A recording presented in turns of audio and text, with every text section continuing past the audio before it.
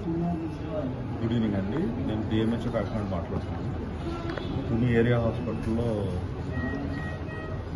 కొంతమంది వేద పాఠశాల పిల్లలు ఒక 8 మంది మనం డయేరియా విరోచనాలు వాంతులు అయినాయి.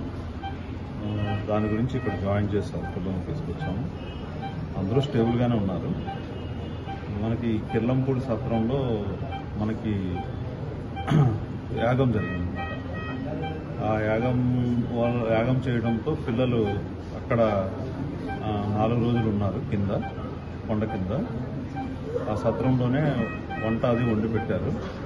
మిరియాల చారు తిన్నందువల్ల వీళ్ళకి కొద్ది గొంతులో మంట రావడం, కడుపు నొప్పి రావడం, కొద్ది వాంతి రావడం జరిగినాయని చెప్తున్నారు. సో ఏదైనా ఇబ్బంది కలగకూడదు, పిల్లలకి వైద్యం అది కరెక్ట్గా జరగాలి అని చెప్పేసి సేఫ్టీ గురించి ఇక్కడ హాస్పిటల్లో జాయిన్ చేశాను. పిల్లలందరూ కూడా బాగానే ఉన్నారు, రికవరీ అవుతారు, రికవరీ అయ్యి పంపిస్తారు.